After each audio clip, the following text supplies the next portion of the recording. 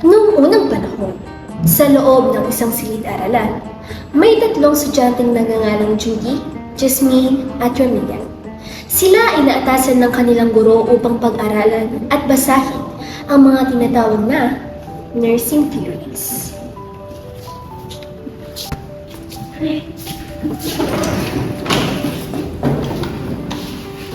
Uy, pangate. Anong curious sa inyo? Yung akin kasing goal attainment model na image sa inyo. Oh, I see. Yung sa akin kasi, yung health promotion model ni Nola Pendem. Buti nga yun yung nakuha ko eh. Kasi may background knowledge na rin ako regarding doon. Ikaw? Buti nga kayo, alam niyo na yung mga topic niyo. Ako kasi, yung conservation model ni Myra Levine. Pero in fairness, mukhang masaya naman siyang aralin. True.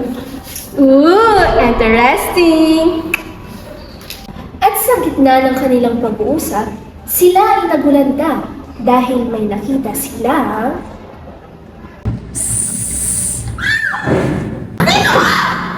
Grabe naman yung sino ka? Shh! Kalma. Breathe in. Breathe out. Oh, okay na kayo? Sige, okay na. Magandang umaga, mga binibini. Tawagin ninyo na lamang ako bilang Diwani. Ganda, di ba? Ako ay nagmula sa nakaraan. At kayong tatlo ang hinirang ng mga person upang mas lalo ninyo itong maintindihan at ng inyong mga kapwa mag-aral. Ha, ha, ha, ha. Sure ka ba dyan? Baka naman scam ka. O Kate, wala na kayong magagawa kundi ang sumunod sa akin. Pagbilang ko ng 3. Teka, hindi ba kami papahamak niyan kung sakaling kami ay magiging sila? Oo nga. Kaya pagbilang ko ng 3, 1, 2, 3! At pagkatapos ng pagbibilang ng Diwani, ang tatlong estudyante ay naging ganap na bilang sina Imogen King, Nola Pender, at Myra Levine. Hello, I am Imogen Martin King, and I am honored to share my life, my work, and the theory of goal attainment. I was born in West Point, Iowa on January 13, 1923, and dedicate my life of nursing before I passed away on December 24, 2007.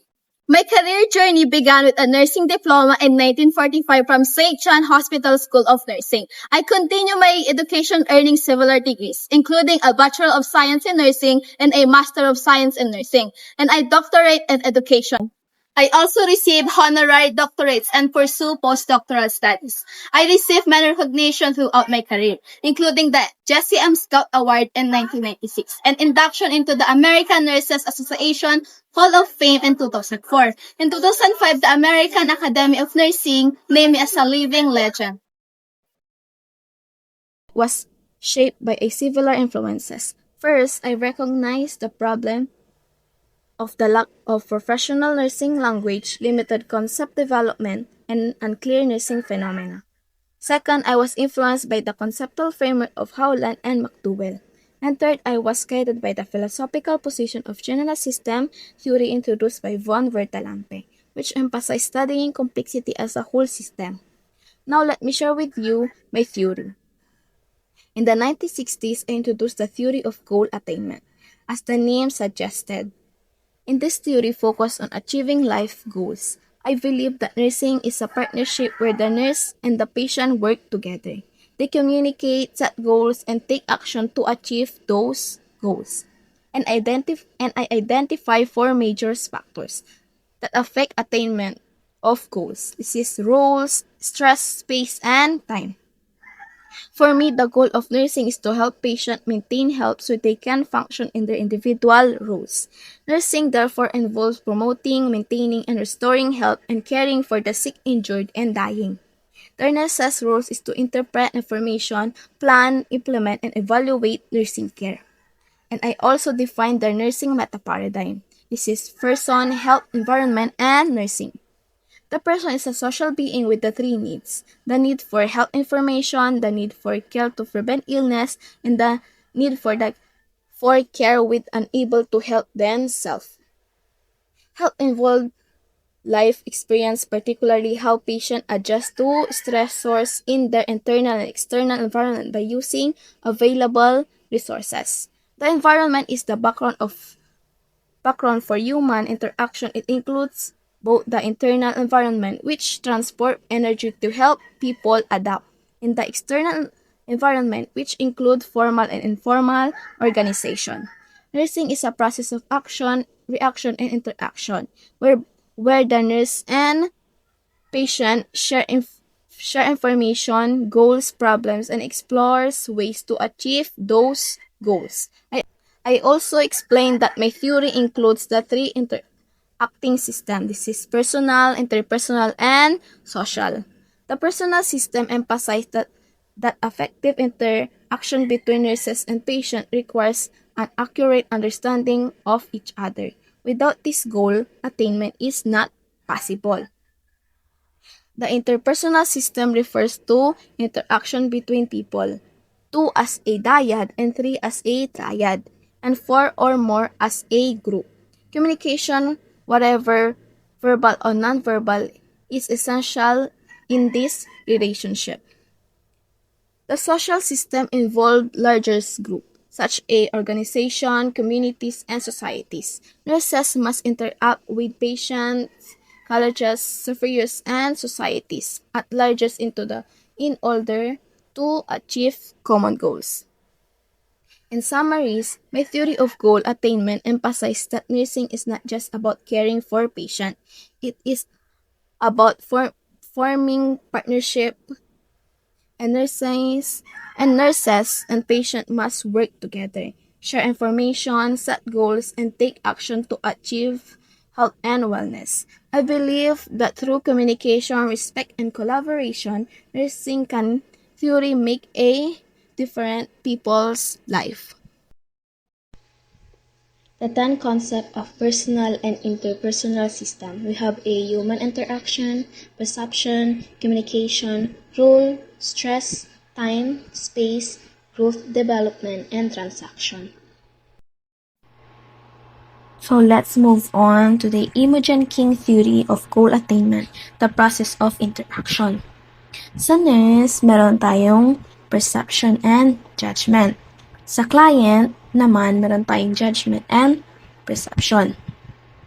But both nurses and client, meron tayong action and reaction. Kasi pag pinagsama ang action and reaction, magiging transaction siya. The action and reaction, this perception and judgment lead to action by both parties, which in turn client reaction from the other, and interaction. The action and reaction of nurse and client create an interaction where they mutually influence each other. Sa transaction naman, through effective interaction and feedback, the nurse and client work collaboratively towards achieving mutually agree upon goals resulting in transaction or goal outcome. And feedback loops are crucial throughout the process, providing information that influence perception, judgment, action, and reaction, and facilitating adjustment and process toward the goal. These questions will guide us in understanding how her theory applies to nursing practice and patient care. Let's go through them one by one. First is, what are the three interacting systems in King's theory and how they influence patient care? Number 2, what is the main focus of King's theory of goal attainment? Next is, what does goal attainment mean in nursing practice? Number 4, what is one advantage of using King's theory in nursing practice? And lastly, what is the main idea of Imogen King's theory? Nurse Andrea is a dedicated and compassionate healthcare professional. She believes that a nurse should not only treat the disease, but also understand the patient as a whole. Through nurse-patient interaction, she works with her patient to achieve health goals together. One day, she talked to her patient, Freda, an 18-year-old with high blood pressure who is having a hard time keeping it stable. Ako, college ka na. Kamusta naman ang pag-aaral mo? Eh, yung BP mo, kamusta? Eh, sa totoo lang po, ma'am, nahirapan na po kasi ako eh. Ang dami ko po kasing ginagawa sa school. Minsan, kulang pa po yung tulog ko. Kaya, madalas po, nagmamadali na po akong kumain. Napapadalas na rin po yung pagkain ko ng instant noodles, saka fast food po. Hindi ko na rin po kasi maharap mag-exercise, magpahinga kapag stress po ako. Okay, alam ko na hindi madali, Freda. Well, sino ba naman ako para hindi ka tulungan, di ba? At dahil dyan, mag-set tayo ng goals for you. Ano, G ka ba? Yes naman po! Sino ba naman ako para tumanggi sa inyo, ma'am? Go! Pag-usapan natin yan. Together, they agreed on simple, realistic goals. First, Freda will monitor her blood pressure every morning and evening. Second, she will limit salty and oily food and instead choose at least one healthier meal daily at the cafeteria. Third, she will avoid skipping her prescribed maintenance medicine. Fourth, she will schedule at least 20 to 30 minutes of light exercise like walking or yoga 3 times a week. And she will practice stress relief activities such as deep breathing or short breaks when schoolwork gets overwhelming. By setting these mutual goals, Nurse Andrea and Freda work as partner in care. Over time, these changes help Freda manage her hypertension better and keep her blood pressure stable. This is King's theory of goal attainment in action. How goals are best achieved when the nurse and patient communicate, set goals together, and take action to reach them. Good day, everyone. I am Nona J. Pentel. I was born on August 16, 1941 in Lansing, Michigan. I earned my bachelor's and master's degrees in nursing from Michigan State University and later completed my PhD in psychology and education at Northwestern University. My education gave me the foundation to combine nursing practice with research and teaching. And as I observe patients, I noticed that much of healthcare focused on curing diseases after they appeared. But I believe nursing should do more, and we should help people prevent illness and strengthen their well-being. That belief led me to develop the health promotion model. This model explains how individuals make choices about their health. It highlights the importance of personal beliefs, confidence, and commitment in adopting healthy behaviors. For example, exercising, eating balanced meals, and avoiding risky habits are not just random acts. They come from motivation and guidance.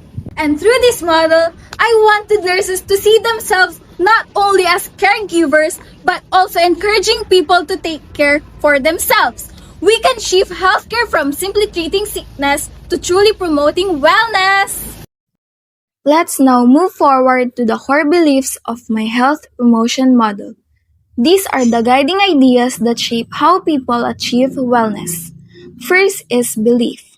I believe that everything starts when a person recognizes the benefits of living a healthy lifestyle.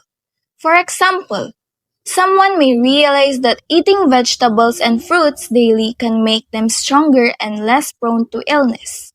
Second is confidence. This refers to how much a person believes in their ability to actually perform those healthy behaviors. For instance, a student may feel confident that he can manage regular jogging 3 times a week, even with his busy schedule. Third is commitment. This goes beyond just believing or feeling confident. It's about making a firm decision to follow through. For example, a mother may commit to preparing healthier meal at home, even if processed food is more convenient. Fourth is action. Commitment alone is not enough unless it is put into practice. Action is when individuals translate their decisions into actual behaviors, such as joining a fitness class, quitting smoking, or consistently taking prescribed medication. And finally, we have positive health. This is the result of the previous steps, where the individual experiences improved physical, mental, and social well being. For example, a community that actively promotes exercise and proper nutrition will see fewer illnesses and a more vibrant lifestyle. Altogether, these five beliefs belief, confidence, commitment, action, and positive health form the heart of my model and highlight how small decisions can grow into a healthier life. And now, let me connect this to the nursing meta paradigm. For person, I view each individual as someone who is capable of growth, self-awareness, and change. For environment, I see it as the setting that can either support or hinder a person's healthy lifestyle. For health, I define it as a positive state of well-being, not just the absence of disease. And for nursing, I believe it is a role to motivate, educate, and empower people to make healthy choices. And at this point, let's now talk about the application of my theory in real life.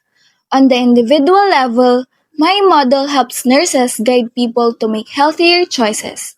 For example, imagine a young adult who wants to quit smoking.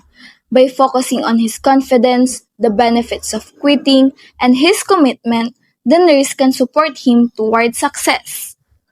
Moving on to the family level, my theory emphasizes how families can work together to maintain wellness. For instance, a family might commit to cooking balanced meals or exercising together during weekends. These shared efforts strengthen healthy behaviors for individuals. And finally, when we look at the community level, my model is applied through health programs that empower groups of people. For example, nurses may organize free Zumba sessions in the barangay plaza or launch vaccination drives with engaging educational campaigns. By doing this, the whole community is motivated to live healthier lives.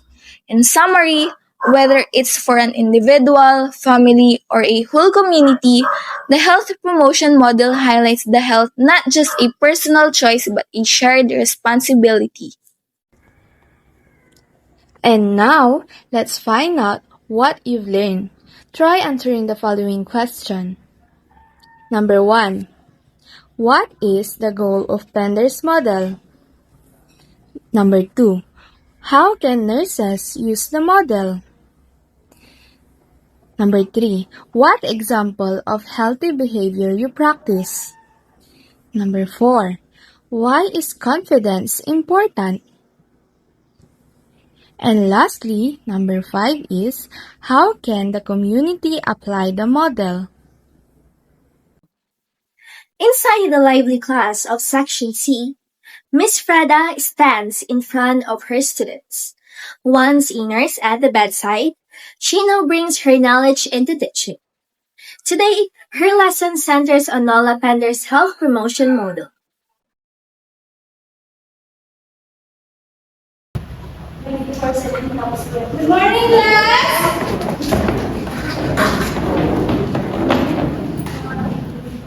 Again, good morning, class! Good morning, ma'am! You may sit na. Okay po.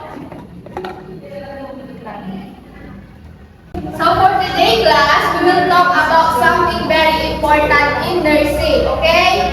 The health promotion by Nola Pender. Everyone, may nakakaalam ba sa theory ni Nola Pender sa health promotion model? About po ba siya sa prevention? Yes! Exactly! Perfect! The health promotion model is about helping the people improve their health, not just treating illness. In short, we encourage healthy habits and positive choices sa ating pasyente. Okay? Sa paano naman pong paraan to encourage a patient?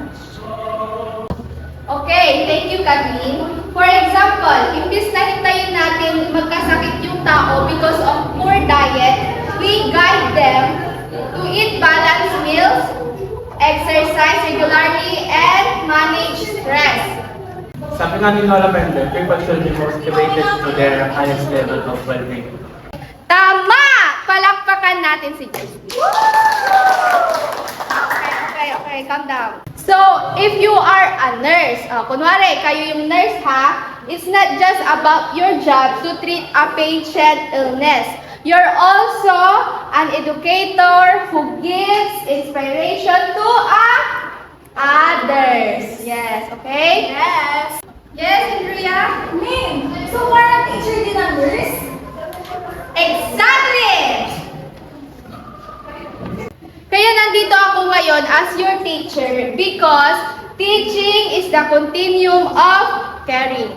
Okay? Whether in a hospital or in a classroom, we are always promoting health. Good job, guys. Yay! That's all, guys. Thank you, Liz. Thank you, Mom! And through this lesson, the students realized that being a nurse is more than healing. It is about empowering people to live healthier lives.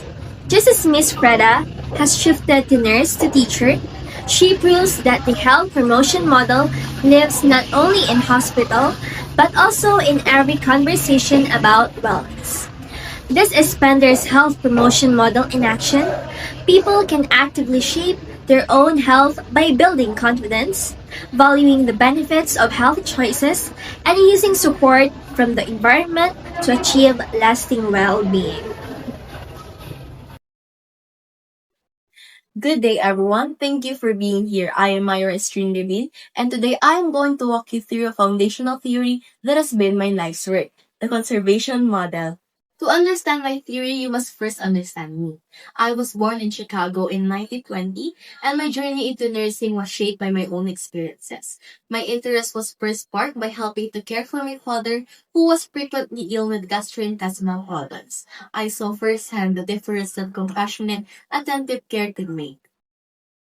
I had a long and varied career, working as a private duty nurse, a U.S. Army civilian nurse, and a surgical supervisor. But it was a deeply personal tragedy, the death of my infant son, that further solidified my philosophy. I recall how the nurses, though well-intentioned, were deliberately detached, having been trained not to interfere with the patient's grieving process. This, combined with my experiences in Israel, ignited a profound appreciation for my Jewish faith and a belief that patient care is a loving act and a partnership of human experience. I knew that care must extend far beyond purely biophysical interventions to address the human and emotional dimensions of suffering. At the heart of my model are three core concepts that form a logical sequence: conservation, adaptation, and progress. Conservation is the central concept, which I define as a natural law, the process of keeping together the life system. It is about maintaining a balance between the patient's resources and their needs. When a person is ill, their body is constantly working to conserve its limited resources to fight the illness. I believe your role as a nurse is to act as a conservator, helping the patient's body to do its work efficiently. This conservation is achieved through adaptation. Adaptation is an ongoing process of change that allows individuals to retain their integrity within the realities of their environment. I note the three characteristics of adaptation which I find so insightful. It's influenced by past experiences or historicity, it's unique to other person, specificity, and the body has fail-safe options to ensure continuity or redundancy. I created this model to guide you in facilitating this adaptive process. The ultimate goal for me in this process is to achieve wholeness for your patient. I saw health as a synonymous with wholeness.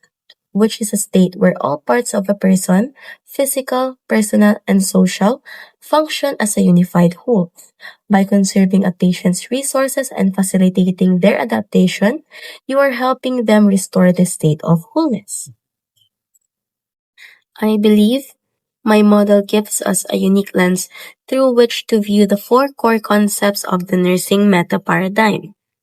First, I define the person as a holistic singular being in constant interaction with their environment. They are sentient, aware of the past, and oriented to the future.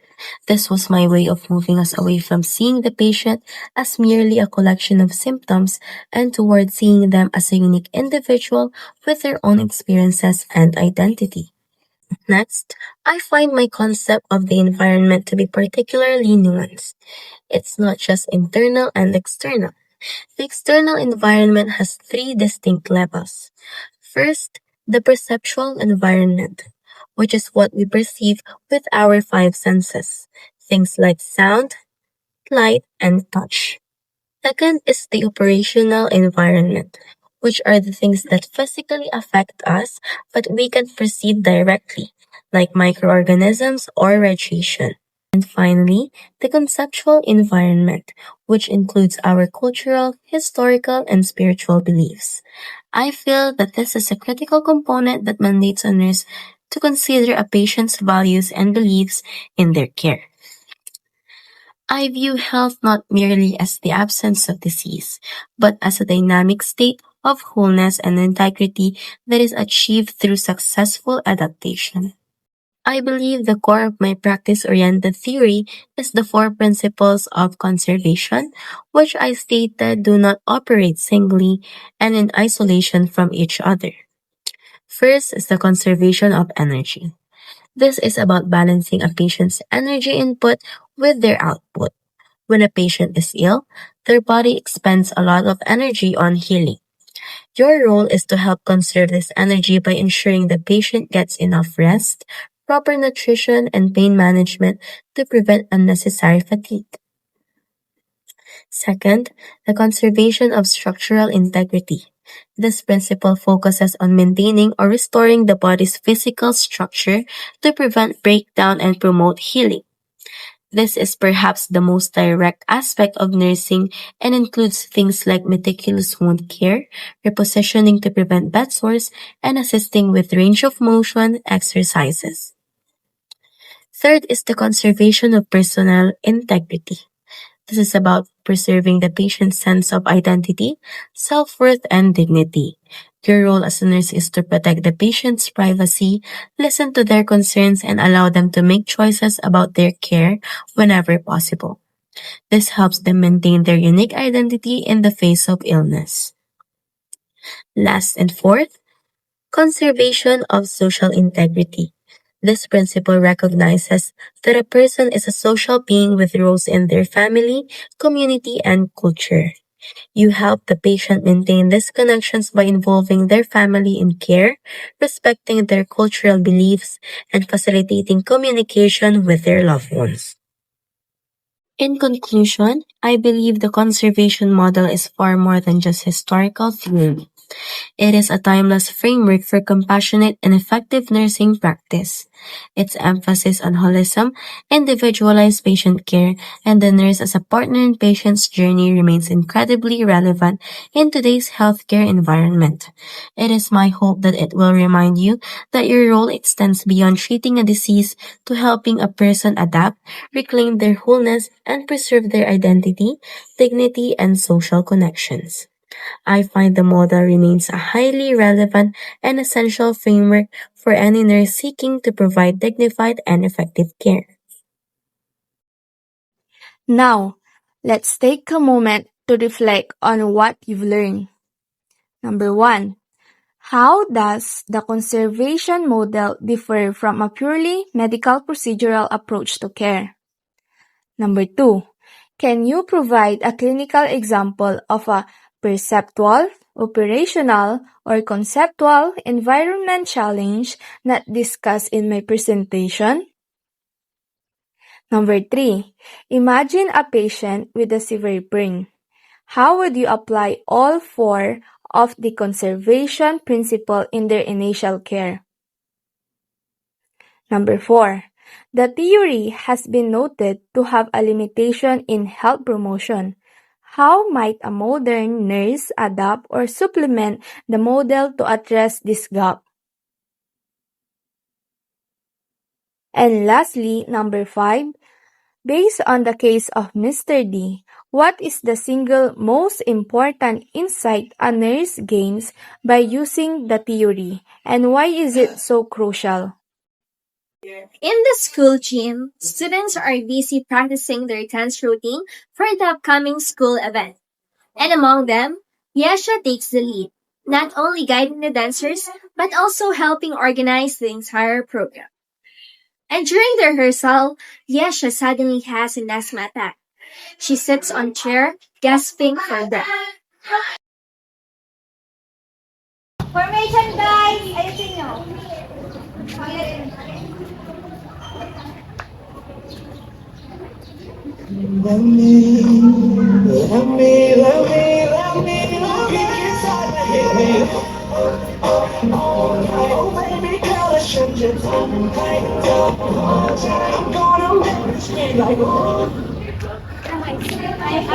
Okay ka lang?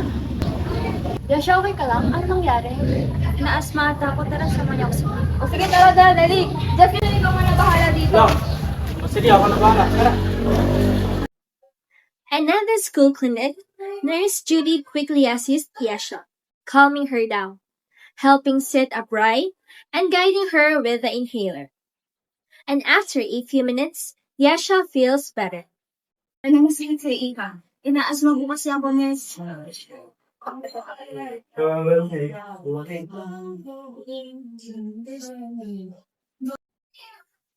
And to help Yesha adapt and stay healthy, Nurse Judy gives her advice.